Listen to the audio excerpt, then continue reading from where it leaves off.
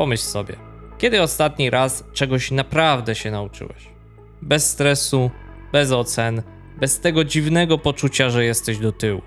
Jest szansa, że sytuacja, o jakiej pomyślałeś, na pewno nie odgrywała się w murach szkoły. Gdy myślimy o szkole czy innych instytucjach edukacyjnych, nie utożsamiamy ich z realnym poczuciem wolności i swobody w zdobywaniu wiedzy. Dla wielu z nas szkoła kojarzy się z ocenami, sprawdzianami, wywiadówkami, krótkimi przerwami, presją o jak najlepsze oceny, które umożliwiają dalszą edukację w prestiżowych szkołach, ale także z narastającym poczuciem, że wciąż za mało robimy, ciągle mamy do uzupełnienia jakieś braki. Podobne pytania zadał sobie Iwan Illich, jeden z najbardziej radykalnych myślicieli XX wieku, który uważał, że szkoła nie wymaga jedynie reformy, lecz całkowitego zniesienia. Szkoła, która nie uczy. Iwan Illich nie trafił na ścieżkę buntownika przez przypadek. Przez wiele lat sam pracował w edukacji. Znał szkoły od podszewki, bo był wykładowcą, organizatorem, czasami po prostu ważnym obserwatorem. To właśnie dzięki temu bliskiemu kontaktowi ze światem nauczania w latach 70. napisał jedną z najbardziej radykalnych książek XX wieku – Od szkolnictw społeczeństwu. Illich nie walczył z samą wiedzą, wręcz przeciwnie. Był jednym z jej najzagorzalszych obrońców, ale widział wyraźnie, jak szkoła, która miała tę wiedzę rozwijać, zaczęła ją sobie przywłaszczać. Według Illicha problem nie leży w jednym nauczycielu, podręczniku, czy nawet w konkretnych programach nauczania. Jest głębszy, ukryty w samych podstawach szkolnej instytucji. Żeby zrozumieć, co dziś nie działa w systemie edukacji, warto cofnąć się do jego początków. Jej głównym celem nigdy nie była osobista wolność czy rozbudzanie pasji. Tu nie chodziło o stawianie pytań i eksplorowanie świata. Kluczowe były odpowiedzi i powtarzanie tego, co ktoś uznał za wartościowe.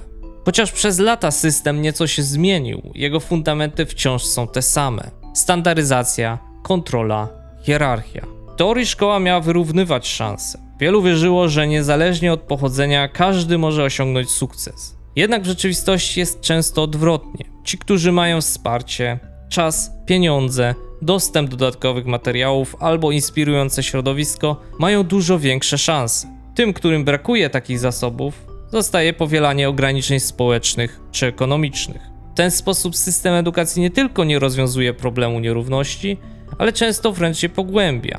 Dyplomy i oceny są nie tylko miarą wiedzy, działają też jako wyznacznik statusu społecznego. Często sam fakt posiadania tytułu, np. magistra, staje się powodem do wywyższania się nad osobami z wykształceniem podstawowym, mimo że w praktyce różnice w kompetencjach bywają iluzoryczne lub nieistotne. Paradoksalnie więc to, co miało wyrównywać szanse, staje się narzędziem ich dalszego rozwarstwienia.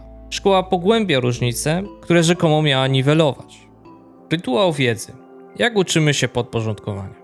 Zastanów się na chwilę, co masz przed oczami, kiedy myślisz o szkole. Wszystkie klasy wyglądające tak samo, z oknami po lewej stronie. Wszystkie ławki równo ułożone w rzędach, skierowane w stronę ławki nauczyciela. Wszystkie lekcje, wszędzie trwające tyle samo czasu. Ten sam program nauczania, taki sam podział na klasy, taki sam system ocen. Brzmi jak ujednolicony schemat, który został stworzony, by wpisać wszystkich w jedną formę. Szkoła, choć na pierwszy rzut oka jawi się jako miejsce zdobywania wiedzy, w rzeczywistości pełni przede wszystkim inną funkcję.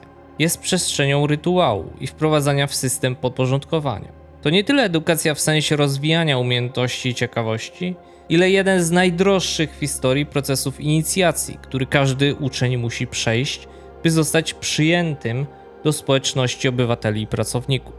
Oceny, plany zajęć, forma zajęć, podnoszenie dłoni w celu zadania pytania – wszystkie te elementy tworzą skomplikowany system znaków przynależności. Liczy się nie to, co naprawdę potrafisz czy rozumiesz, ale czy spełniasz wymogi narzucone przez system. To system hierarchiczny, który dzieli uczniów według zdolności dostosowania się do narzuconych ram i rytuałów. Taki mechanizm, jak zauważa Illich, sprawia, że coraz mniej osób zadaje sobie fundamentalne pytania o sens i wartości. Przestajemy podważać teorię, tracimy ciekawość świata i naturalną zdolność krytycznego myślenia. Zamiast zastanawiać się nad rzeczywistością, coraz częściej pytamy jedynie, czy to będzie na teście. Nasza wiedza zawęża się do tego, czego oczekuje od nas szkoła i jej sztywny program nauczania. Edukacja przestaje być procesem odkrywania i refleksji, a staje się monotonnym wykonywaniem kolejnych poleceń i zdobywania punktów. Warto zauważyć, że dla wielu osób ze starszych pokoleń, szczególnie pokolenia X, Szkoła to coś więcej niż tylko instytucja. Często traktują ją niemal jak coś świętego, jak miejsce ważne i nietykalne. W ich przekonaniu szkoła pełni nie tylko funkcję edukacyjną, ale wręcz moralną. Ukończenie szkoły to swego rodzaju dowód dojrzałości. Dlatego każda próba krytycznego spojrzenia na szkołę, podważania jej sensu czy skuteczności, często jest przyjmowana z niezrozumieniem, a nawet oporem. To tak jakby kwestionować symbol porządku, rozwoju i społecznej akceptacji, który istnieje od lat. Kiedy szkoła zostaje uznana za instytucję tak oczywistą i potrzebną, że niemal niemożliwą do zakwestionowania, edukacja traci swój krytyczny potencjał. Uczeń nie uczy się ufać własnemu rozumowi i intuicji, lecz przywiązuje się do schematów, które system mu narzuca. Uczy się na pamięć tego, co ma być odtworzone, a nie zrozumiane. Szkoła coraz częściej nie przekazuje wiedzy, lecz jedynie ją sprawdza. Staje się miejscem egzaminowania z tego, co zostało już wcześniej przyswojone. Nie uczy, jak się uczyć, ani dlaczego warto się uczyć. Uczy jedynie, jak spełniać kryteria i zdobywać punkty. W ten sposób przekształca się w mechanizm samopodtrzymujący się, w którym edukacja staje się towarem, a uczniowie klientami, uzależnionymi od kolejnych ocen, kursów i certyfikatów.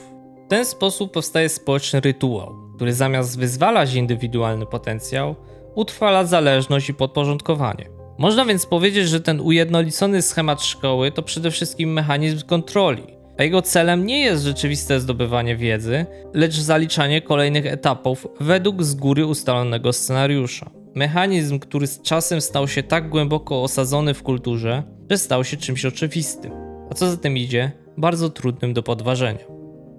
Wiedza jako władza. Kto naprawdę korzysta z systemu?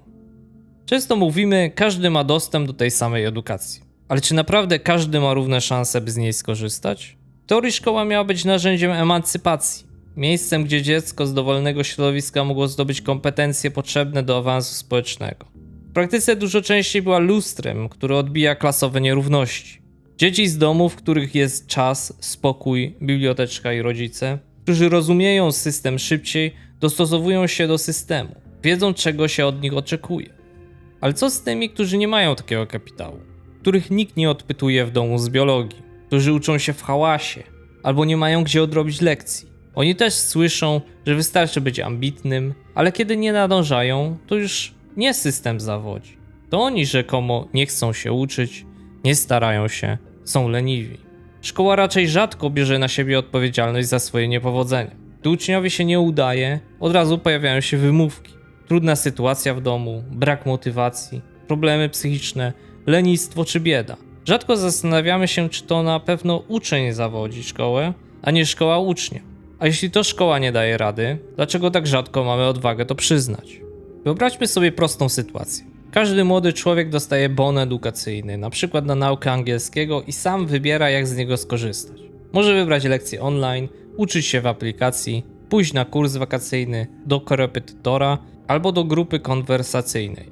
Wiele osób, które miały taką swobodę, już po 2-3 latach potrafi swobodnie mówić po angielsku, czego szkoła nie nauczyła ich przez 10 lat.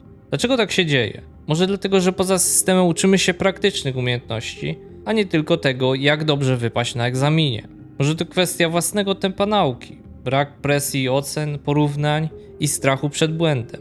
Ten przykład nie jest idealnym rozwiązaniem edukacji, ale daje do myślenia. Skoro tyle osób lepiej się uczy poza szkołą niż w niej, czy szkoła naprawdę spełnia swoją rolę? A jeśli nie, to dlaczego tak uparcie trzymamy się tej formy nauczania? Ile czasu, energii i ludzkiego potencjału jeszcze zmarnujemy, zanim odważymy się to zakwestionować? Dyplomy, egzaminy i świadectwa realnie nie mierzą pasji ani zdolności. One mierzą stopień podporządkowania oraz gotowość do wpisania się w narzucone ramy. Nie chodzi o to, co wiesz, ale czy możesz to udowodnić odpowiednim papierem.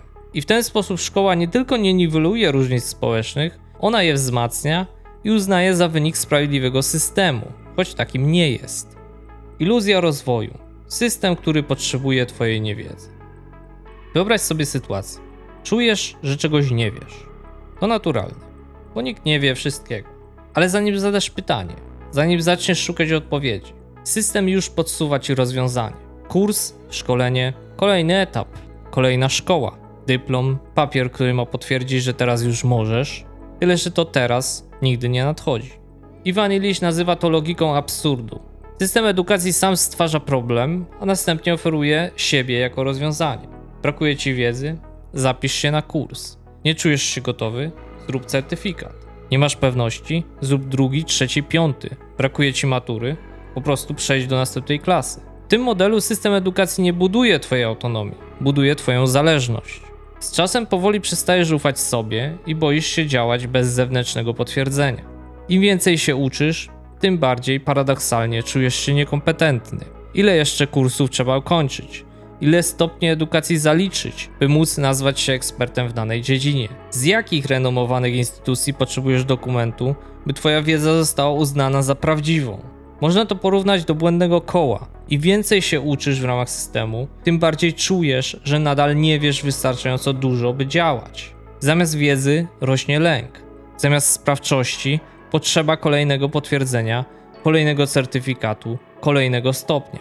W takiej formie system edukacji zaczyna przypominać przemysł, który produkuje i jednocześnie napędza poczucie niewiedzy oraz niedoskonałości, oferując przy tym tylko jedno rozwiązanie: dalsze uczestnictwo w tym samym systemie. W ten sposób powstaje monopol na wiedzę, w którym samodzielna nauka i doświadczenie tracą na wartości, jeśli nie są odpowiednio przypieczętowane przez certyfikat czy tytuł z uznanej uczelni. Wiedza zostaje zinstytucjonalizowana, a przez to także sformatowana i ustandaryzowana. To już nie ty decydujesz, co wiesz i co potrafisz. Decyduje za ciebie dokument. Illich przypomina, że prawdziwa nauka nie rodzi się z przymusu. Nie pojawia się wtedy, gdy ktoś ją narzuca z góry. Pojawia się wtedy, gdy czegoś potrzebujesz. Gdy spotykasz pytanie, które cię dotyka. Gdy zaczynasz szukać odpowiedzi, bo naprawdę tego chcesz. Dlatego najbardziej przełomowych rzeczy w życiu uczymy się nie w systemie, lecz obok niego. W relacji, w działaniu, w doświadczeniu. Edukacja jako relacja, nie struktura. Iwan Illich, jak już wspomnieliśmy wcześniej, nie był przeciwnikiem nauki, lecz był krytykiem instytucji, które tę naukę kontrolują i ograniczają. To nie sam proces zdobywania wiedzy budził jego sprzeciw, lecz sztywne ramy, formalne struktury, które narzucały przymus i podporządkowanie. Tutaj rodzi się naturalne pytanie: jeśli nie szkoła, to co w zamian? Jako alternatywę tradycyjnych szkół, które funkcjonują jak fabryki wiedzy, Illich zaproponował zupełnie inny model. Przedstawił ideę sieci edukacyjnych, które miałyby być oparte na wolności, ciekawości i wzajemnym dzieleniu się doświadczeniem. W wizji Illicha edukacja to nie wykute na pamięć daty i fakty, nie oceny, egzaminy i certyfikaty, lecz żywe rozmowy, wymiana myśli i spotkania z praktykantami, którzy dzielą się swoją pasją. To wspólnoty ludzi uczących się razem, ale nie dla dyplomu czy punktów, ale z potrzeby zrozumienia i rozwoju. Jak miałoby to wyglądać w praktyce? Illich zaproponował ideę zdecentralizowanych, otwartych sieci edukacyjnych. Ich podstawą byłyby 4 rodzaje usług dostępnych publicznie i dla każdego. 1. Rejestr zasobów edukacyjnych. Każdy, kto posiada jakąś wiedzę lub narzędzia, książki, sprzęt, przestrzeń, umiejętności, może je udostępniać innym. Nie musisz mieć statusu nauczyciela czy eksperta. Wystarczy, że chcesz się dzielić. 2. Katalog mentorów i praktyków. Osoby, które deklarują gotowość do dzielenia się doświadczeniem, mogą być odnalezione przez tych, którzy chcą się czegoś nauczyć. Jeśli chcesz nauczyć się stolarstwa, odnajdujesz osobę, która to robi na co dzień i która zgodzi się cię wprowadzić. Jeśli chcesz zgłębić filozofię, szukasz kogoś, kto czyta i rozumie teksty, które cię interesują. 3. Sieci partnerów do nauki, czyli ludzi, którzy są na podobnym etapie i chcą uczyć się razem. Nie potrzebujesz mistrza, potrzebujesz rozmówcy, współuczestnika, kogoś, kto zada podobne pytania i razem z tobą będzie szukać odpowiedzi. 4.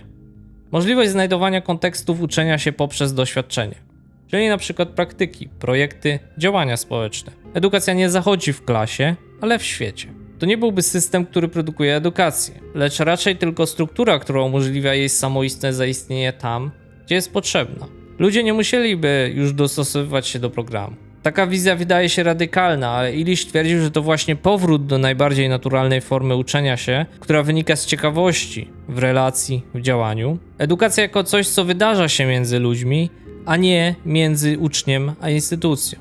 Dziś najbliżej do tej wizji, o której pisał Illich, jest zdecydowanie internet. Jasne, ma swoje słabe strony, jest mocno skomercjonalizowany, ale daje nam dostęp do ogromnych zasobów wiedzy. Pozwala dotrzeć do ekspertów, wymieniać się doświadczeniem i to na skalę, która kiedyś była po prostu nie do pomyślenia. Niektórzy całą nową ścieżkę zawodową budują wyłącznie w oparciu o darmowe kursy online. Oczywiście te przestrzenie też mają swoje mankamenty, ale tak naprawdę właśnie o to chodziło Ilisiowi.